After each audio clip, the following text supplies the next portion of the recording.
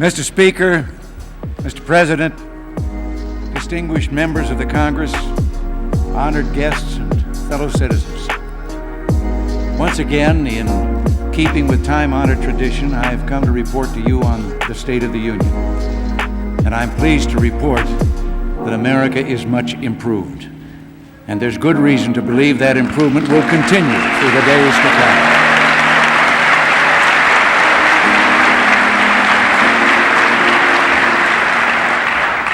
You and I have had some honest and open differences in the year past, but they didn't keep us from joining hands in bipartisan cooperation to stop a long decline that had drained this nation's spirit and eroded its health. There is renewed energy and optimism throughout the land. America is back, standing tall, looking to the 80s with courage, confidence, and hope. The problems we're overcoming are not the heritage of one person, party, or even one generation. It's just the tendency of government to grow, for practices and programs to become the nearest thing to eternal life we'll ever see on this earth. And there's always that well-intentioned chorus of voices saying, with a little more power and a little more money, we could do so much for the people. For a time, we forgot the American dream isn't one of making government bigger. It's keeping faith with the mighty spirit of free people under God.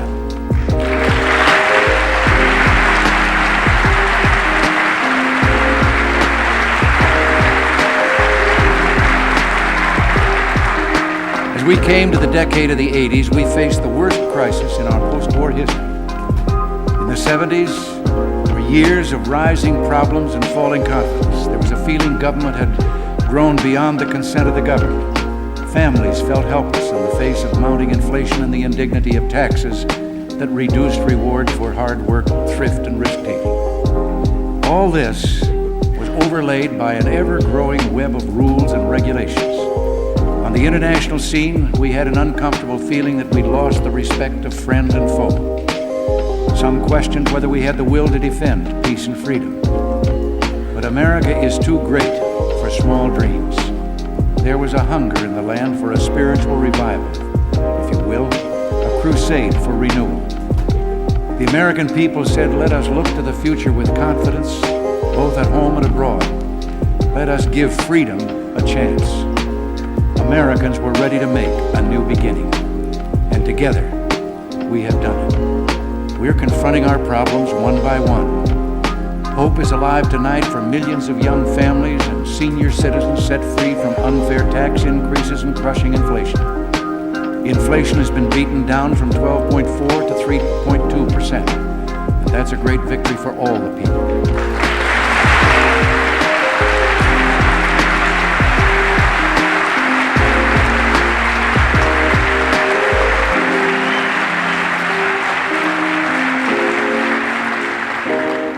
Crime rate has been cut almost in half, and we must work together to bring it down even more. Together, we passed the first across-the-board tax reduction for everyone since the Kennedy tax cuts.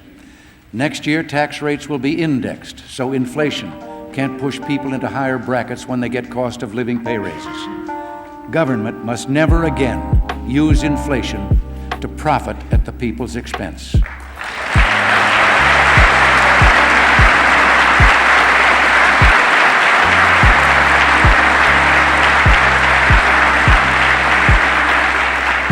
Today, a working family earning $25,000 has $1,100 more in purchasing power than if tax and inflation rates were still at the 1980 levels. Real after-tax income increased 5% last year, and economic deregulation of key industries like transportation has offered more chances to consumers and new changes or chances for entrepreneurs. And protecting safety. Tonight, we can report and be proud of one of the best recoveries in decades. Send away the hand-wringers and the doubting Thomases. Hope is reborn for couples dreaming of owning homes, for risk-takers with vision to create tomorrow's opportunities. The spirit of enterprise is sparked by the sunrise industries of high tech and by small business people with big ideas. People like Barbara Proctor, who rose from a ghetto to build a multi-million-dollar advertising agency in Chicago. Carlos Perez, a Cuban refugee who turned $27 and a dream into a successful importing business in Coral Gables, Florida. People like these are heroes for the 80s. They helped 4 million Americans find jobs in 1983. More people are drawing paychecks tonight than ever before. And Congress helps, or progress helps everyone. Well, Congress does too. Everyone.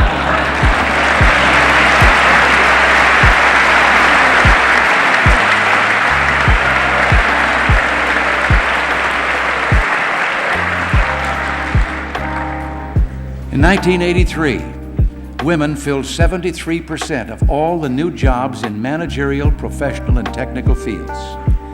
But we know that many of our fellow countrymen are still out of work, wondering what will come of their hopes and dreams. Can we love America and not reach out to tell them, you are not forgotten? We will not rest until each of you can reach as high as your God-given talents will take you.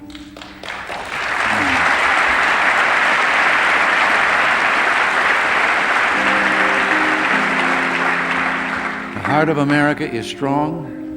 It's good and true. The cynics were wrong. America never was a sick society. We're seeing rededication to bedrock values of faith, family, work, neighborhood, peace, and freedom. Values that help bring us together as one people, from the youngest child to the most senior citizen. The Congress deserves America's thanks for helping us restore pride and credibility to our military. And I hope that you're as proud as I am of the young men and women in uniform who have volunteered to man the ramparts in defense of freedom, and whose dedication, valor, and skill increases so much our chance of living in a world at peace.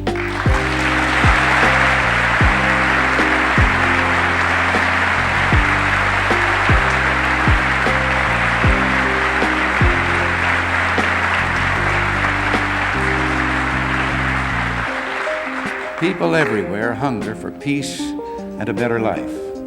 The tide of the future is a freedom tide, and our struggle for democracy cannot and will not be denied.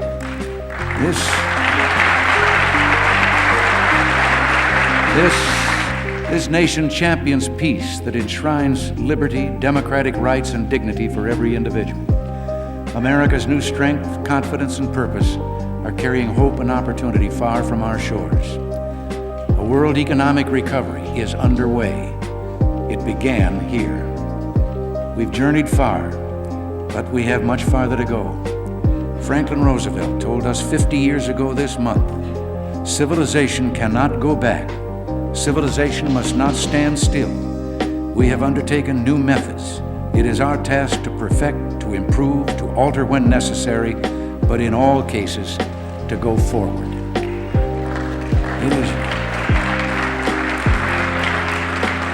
It's time to move forward again. Time for America to take freedom's next step. Let us unite tonight behind 4 great goals to keep America free, secure, and at peace in the 80s together. We can ensure steady economic growth. We can develop America's next frontier. We can strengthen our traditional values. And we can build a meaningful peace to protect our loved ones in this shining star of faith that has guided millions from tyranny to the safe harbor of freedom, progress, and hope. Doing these things will open wider the gates of opportunity, provide greater security for all with no barriers of bigotry or discrimination. The key to a dynamic decade is vigorous economic growth, our first great goal. We might well begin with common sense in federal budgeting, government spending no more than government takes in.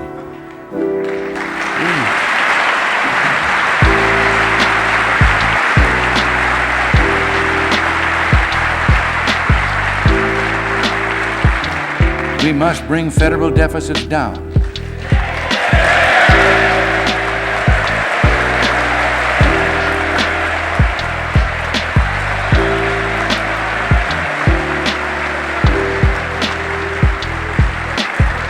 But how we do that makes all the difference.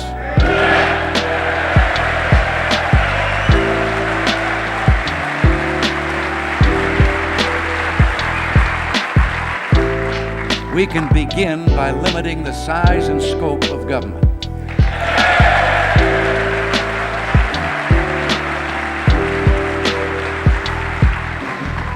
Under the leadership of Vice President Bush, we have reduced the growth of federal regulations by more than 25% and cut well over 300 million hours of government-required paperwork each year.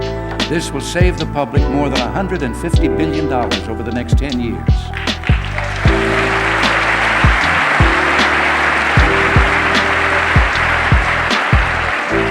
The Grace Commission has given us some 2,500 recommendations for reducing wasteful spending, and they are being examined throughout the administration.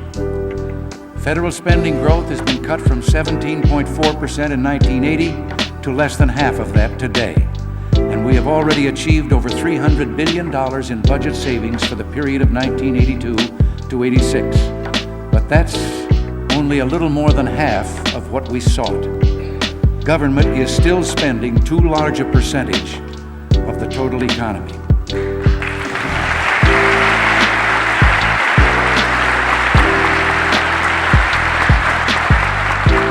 Now, some insist that any further budget savings must be obtained by reducing the portion spent on defense. This ignores the fact that national defense is solely the responsibility of the federal government. Indeed, it is its prime responsibility.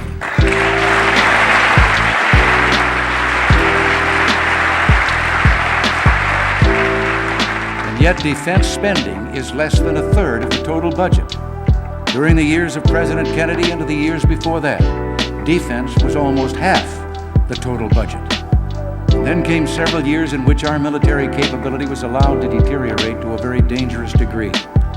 We are just now restoring, through the essential modernization of our conventional and strategic forces, our capability to meet our present and future security needs. We dare not shirk our responsibility to keep America free, secure, and at peace.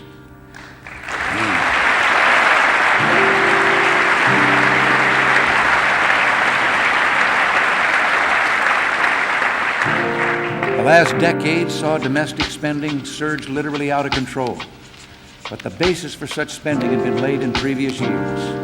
A pattern of overspending has been in place for half a century. As the national debt grew, we were told not to worry, that we owed it to ourselves. Now we know that deficits are a cause for worry, but there's a difference of opinion as to whether taxes should be increased, spending cut, or some of both. Fear is expressed that government borrowing to fund the deficit could inhibit the economic recovery by taking capital needed for business and industrial expansion. Well, I think that debate is missing an important point. Whether government borrows or increases taxes, it will be taking the same amount of money from the private sector, and either way, that's too much.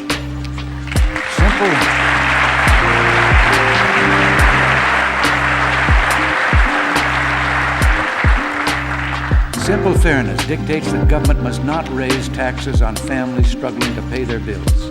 The root of the problem is that government share is more than we can afford if we're to have a sound economy. We must bring down the deficits to ensure continued economic growth. In the budget that I will submit on February 1st, I will recommend measures that will reduce the deficit over the next 5 years. Many of these will be unfinished business from last year's budget. Some could be enacted quickly if we could join in a serious effort to address this problem.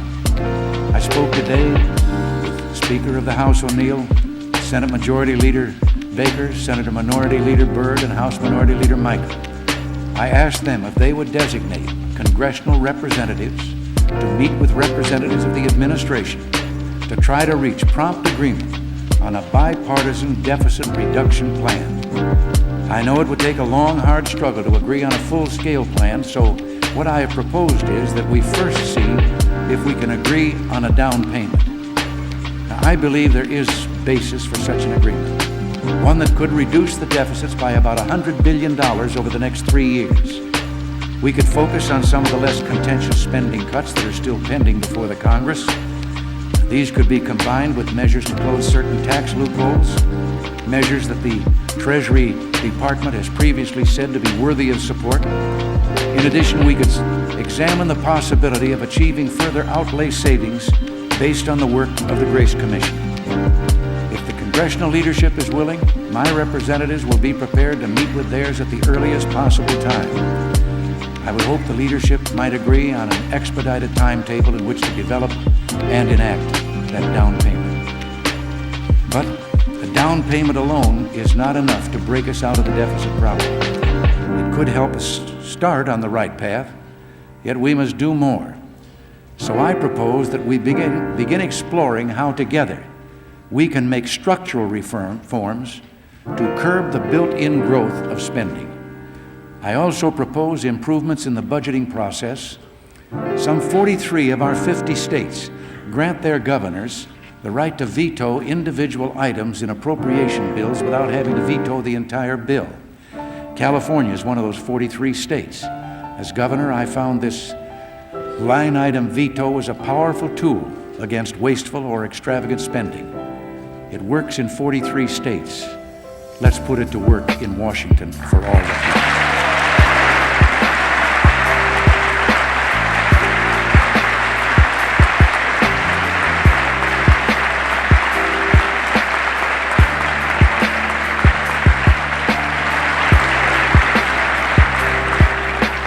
It would be most effective if done by constitutional amendment.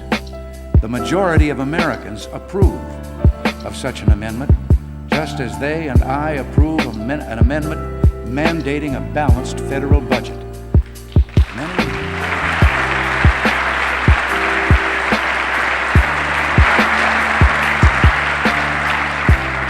Many states also have this protection in their constitutions. To talk of meeting the present situation by increasing taxes is a Band-Aid solution which does nothing to cure an illness that's been coming on for half a century. To say nothing of the fact that it poses a real threat to economic recovery. Let's remember that a substantial amount of income tax is presently owed and not paid by people in the underground economy. It would be immoral to make those who are paying taxes pay more to compensate for those who aren't paying their share.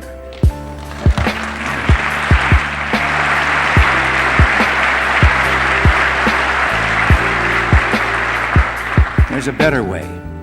Let us go forward with an historic reform for fairness, simplicity, and incentives for growth. I am asking Secretary Don Reagan for a plan for action to simplify the entire tax code so all taxpayers, big and small, are treated more fairly. And I believe such a plan could result in that underground economy being brought into the sunlight of honest tax compliance, and it could make the tax base broader so personal tax rates could come down, not go up.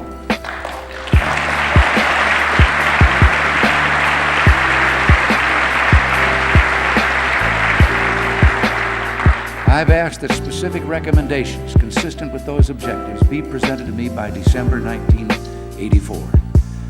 Our second great goal is to build on America's pioneer spirit. I said something funny?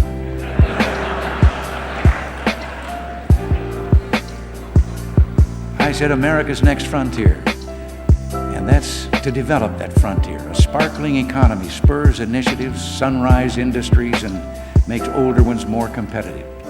Nowhere is this more important than our next frontier, space. Nowhere do we so effectively demonstrate our technological leadership and ability to make life better on Earth.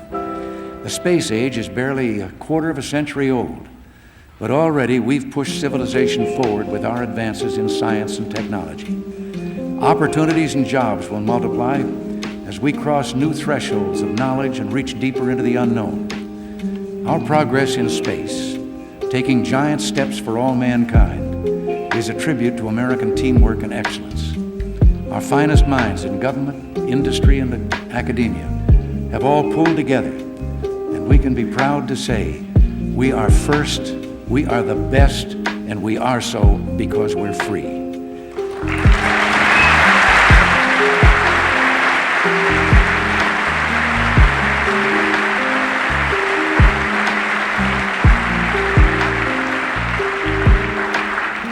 America has always been greatest when we dared to be great. We can reach for greatness again. We can follow our dreams to distant stars, living and working in space for peaceful economic and scientific gain. Tonight, I am directing NASA to develop a permanently manned space station and to do it within a decade.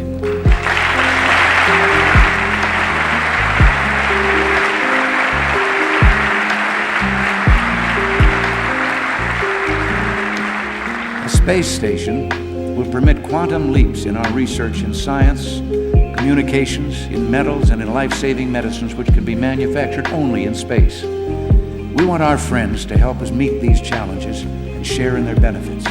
NASA will invite other countries to participate so we can strengthen peace, build prosperity, and expand freedom for all who share our goals. Just as the oceans opened up a new world for clipper ships and Yankee traders, space holds enormous potential for commerce today.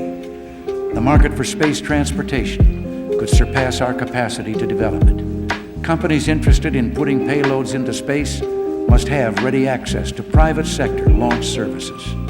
The Department of Transportation will help an expendable launch services industry to get off the ground. We'll soon implement a number of executive initiatives, develop proposals to ease regulatory constraints, and with NASA's help, promote private sector investment in space. And as we develop the frontier of space, let us remember our responsibility to preserve our older resources here on Earth. Preservation of our environment is not a liberal or conservative challenge, it's common sense. Though this is a time of budget constraints, I have requested for EPA one of the largest percentage budget increases of any agency. We will begin the long, necessary effort to clean up a productive recreational area and a special national resource, the Chesapeake Bay.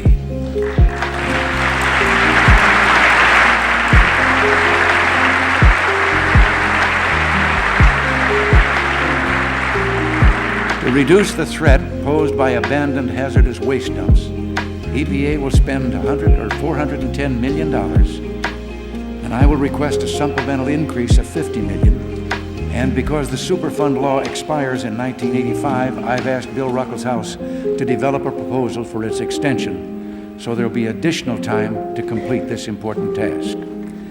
On the question of acid rain, which concerns people in many areas of the United States and Canada, I'm proposing a research program that doubles our current funding, and we'll take additional action to restore our lakes and develop new technology to reduce pollution that causes acid rain.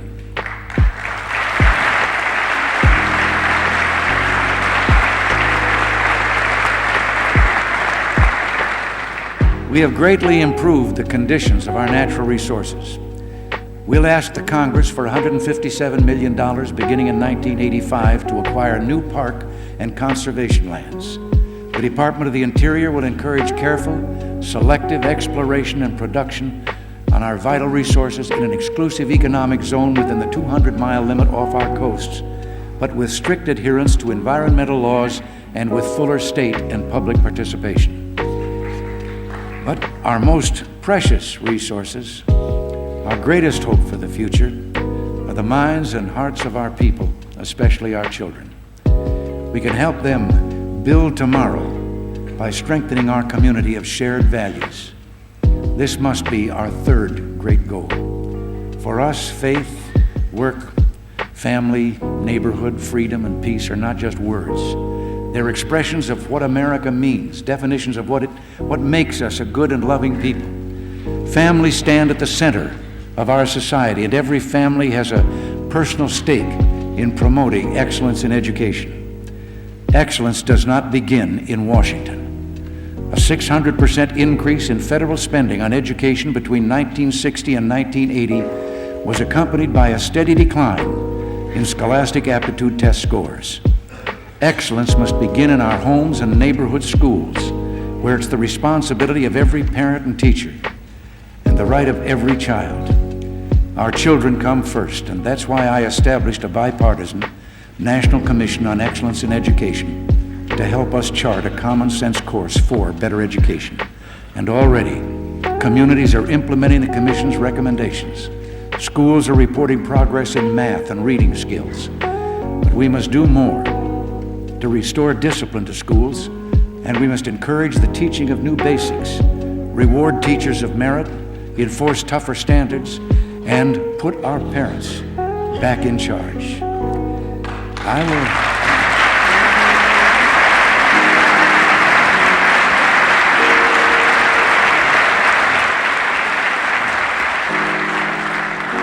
I will continue to press for tuition tax credits, to expand opportunities for families, and to soften the double payment for those paying public school taxes and private school tuition. Our proposal would target assistance to low and middle income families. Just as more incentives are needed within our schools, greater competition is needed among our schools. Without standards and competition, there can be no champions, no records broken, no excellence in education or any other walk of life. And while I'm on this subject, each day your members observe a 200-year-old tradition meant to signify America is one nation under God. I must ask, if you can begin your day with a member of the clergy standing right here, leading you in prayer, then why can't freedom to acknowledge God be enjoyed again by children in every schoolroom?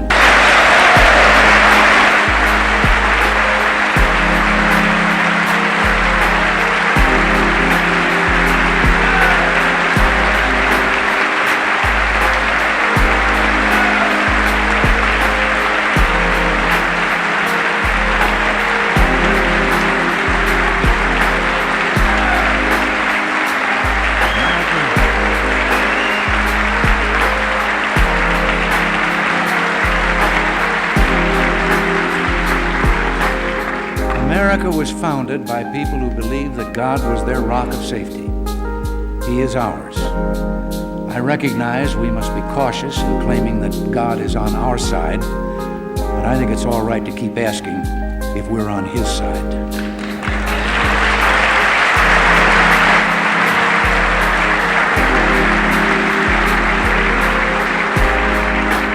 During our first 3 years, we have joined bipartisan efforts to restore protection of the law to unborn children. Now, I know this issue is very controversial, but unless and until it can be proven that an unborn child is not a living human being, can we justify assuming without proof that it isn't? No one has yet offered such proof. Indeed, all the evidence is to the contrary. We should rise above bitterness and reproach, and if Americans could come together in a spirit of understanding and helping, then we could find positive solutions to the tragedy of abortion.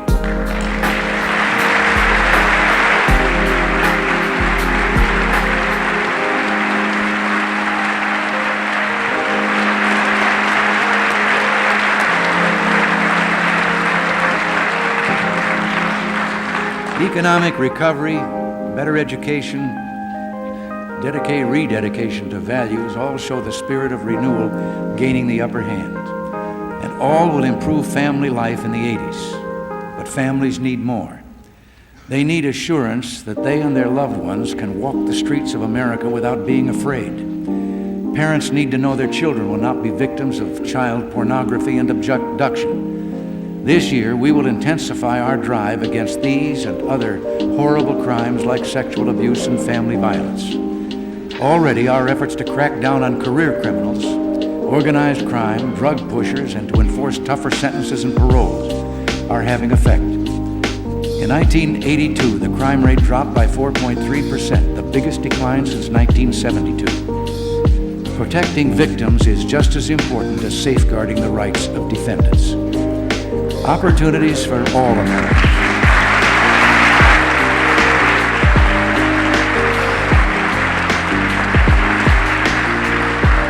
Opportunities for all Americans will increase if we move forward in fair housing and work to ensure women's rights, provide for equitable treatment in pension benefits and individual retirement accounts, facilitate child care, and enforce delinquent parent support payments. It's not just the home, but the workplace and community that sustain our values and shape our future. So I ask your help in assisting more communities to break the bondage of dependency. Help us to free enterprise by permitting debate and voting yes on our proposal for enterprise zones in America. This has been before you for 2 years. Its passage can help high unemployment areas by creating jobs and restoring neighborhoods.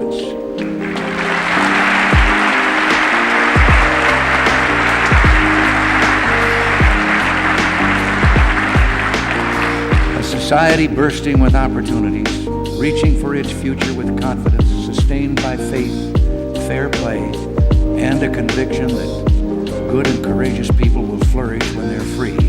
These are the secrets of a strong and prosperous America at peace with itself and the world. A lasting and meaningful peace is our fourth great goal. It is our highest aspiration, and our record is clear. Americans resort to force only when we must. We have never been aggressors. We have always struggled to defend freedom and democracy. We have no territorial ambitions. We occupy no countries. We build no walls to lock people in. Americans build the future, and our vision of a better life for farmers, merchants, and working people from the Americas to Asia begins with a simple premise. The future is best decided by ballots, not bullets.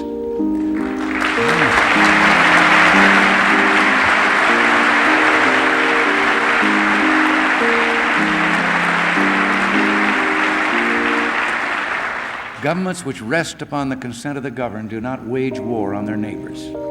Only when people are given a personal stake in deciding their own destiny, benefiting from their own risks, do they create societies that are prosperous, progressive, and free.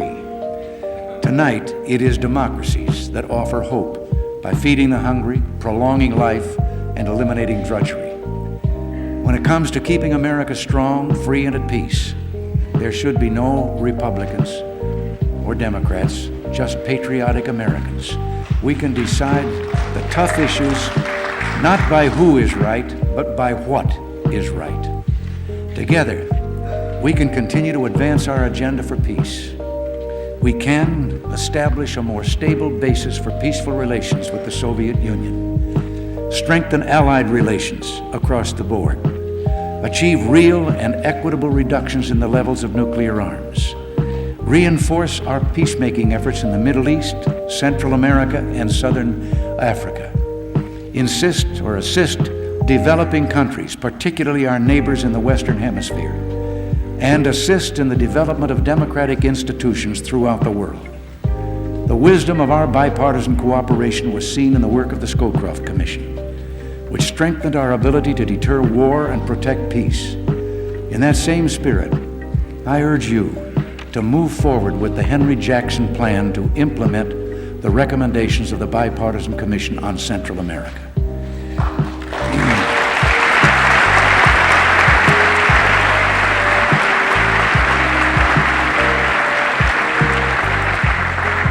Your joint resolution on the multinational peacekeeping force in Lebanon is also serving the cause of peace. We are making progress in Lebanon. For nearly 10 years, the Lebanese have lived from tragedy to tragedy, with no hope for their future. Now, the multinational peacekeeping force and our Marines are helping them break their cycle of despair. There is hope for a free, independent, and sovereign Lebanon. We must have the courage to give peace a chance. And we must not be driven from our objectives for peace in Lebanon by state-sponsored terrorism. We have seen this ugly specter in Beirut, Kuwait, and Rangoon. It demands international attention. I will forward shortly legislative proposals to help combat terrorism, and I will be seeking support from our allies for concerted action. Our NATO alliance is strong. 1983 was a banner year for political courage, and we have strengthened our partnerships and our friendships in the Far East. We're committed to dialogue, deterrence, and promoting prosperity. We'll work with our trading partners for a new round of negotiations in support of freer world trade, greater competition, and more open markets. A rebirth of bipartisan cooperation, of economic growth and military deterrence, and a growing spirit of unity among our people at home and our allies abroad underline a fundamental and far-reaching change. The United States is safer, stronger, and more secure in 1984 than before.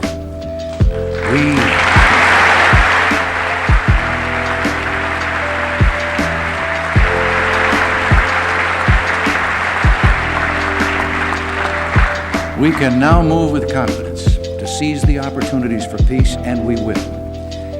Tonight, I want to speak to the people of the Soviet Union to tell them it's true that our governments have had serious differences, but our sons and daughters have never fought each other in war. And if we Americans have our way, they never will. People of the Soviet Union, there is only one sane policy for your country and mine to preserve our civilization in this modern age. A nuclear war cannot be won and must never be fought.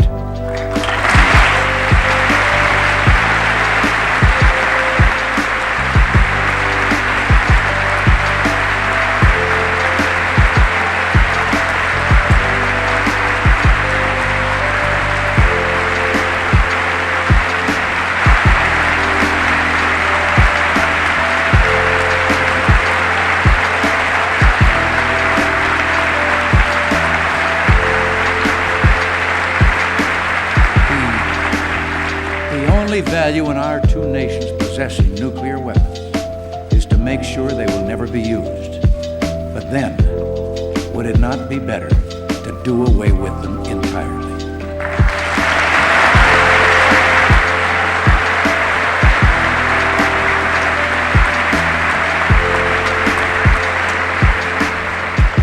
People of the Soviet, President Dwight Eisenhower, who fought by your side in World War II, said the essential struggle is not merely man against man or nation against nation. It is man against war. Americans are people of peace.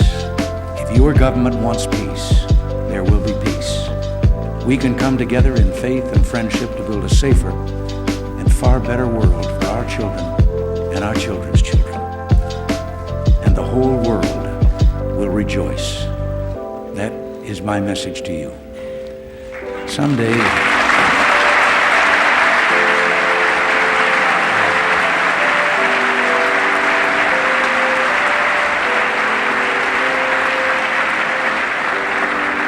some days when life seems hard and we reach out for values to sustain us or a friend to help us, we find a person who reminds us what it means to be Americans. Sergeant Stephen Trujillo, a medic in the 2nd Ranger Battalion, 75th Infantry, was in the first helicopter to land at the compound held by Cuban forces in Grenada. He saw 3 other helicopters crash. Despite the imminent explosion of the burning aircraft, he never hesitated. He ran across 25 yards of open terrain through enemy fire to rescue wounded soldiers. He directed 2 other medics, administered first aid, and returned again and again to the crash site to carry his wounded friends to safety. Sergeant Trujillo, you and your fellow servicemen and women not only saved innocent lives, you set a nation free. You inspire us as a force for freedom, not for despotism, and yes, for peace, not conquest. God bless you.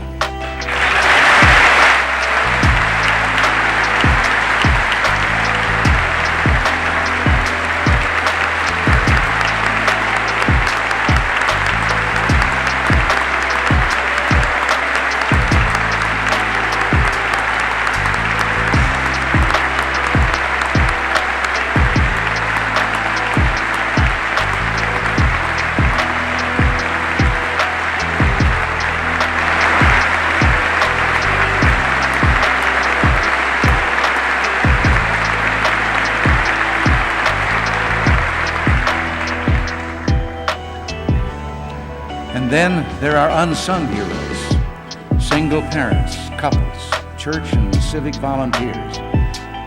Their hearts carry without complaint the pains of family and community problems.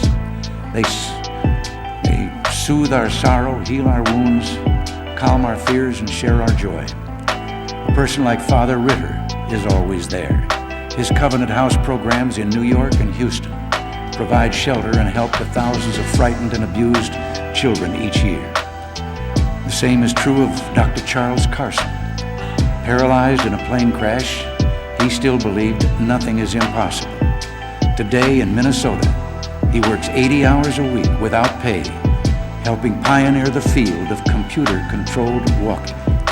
He has given hope to 500,000 paralyzed Americans that someday they may walk again. How can we not believe in the greatness of America? How can we not do what is right and needed to preserve this last best hope of man on earth? After all our struggles to restore America, to revive confidence in our country, hope for our future, after all our hard-won victories earned through the patience and courage of every citizen, we cannot, must not, and will not turn back. We will finish our job. How could we do less? We're Americans.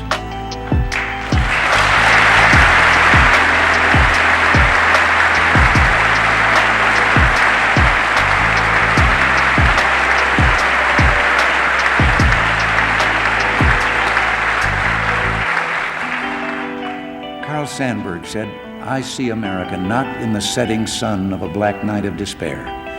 I see America in the crimson light of a rising sun, fresh from the burning creative hand of God. I see great days ahead for men and women of will and vision.